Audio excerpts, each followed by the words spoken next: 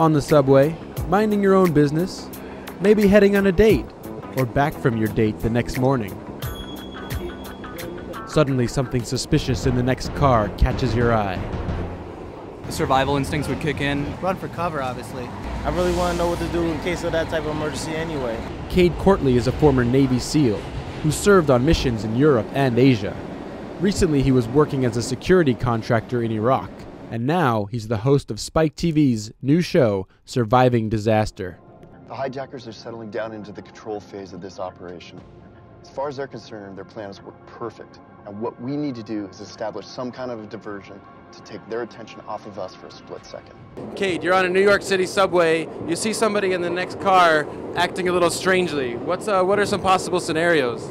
A situation like this, you got somebody who's either coughing all over people or somebody who starts spraying an aerosol, a chemical or biological attack that's happening one car behind you. First thing you need to do is stop the subway, whether you're at a station or you're in between. And then again, start traveling in the direction the car was traveling. The air behind us, we know is probably bad.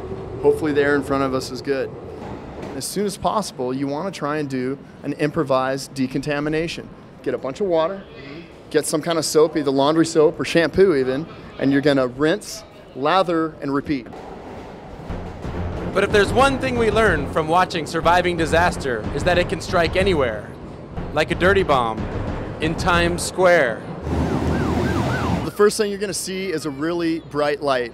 And if you don't move immediately and take cover behind something like that chunk of marble over there, 2 to 3, 4 seconds later, you're gone.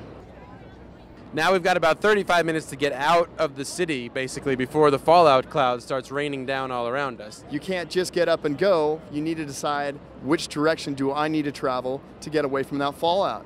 And the biggest indicator of that, you need to figure out which way the wind's blowing. So you start moving upwind.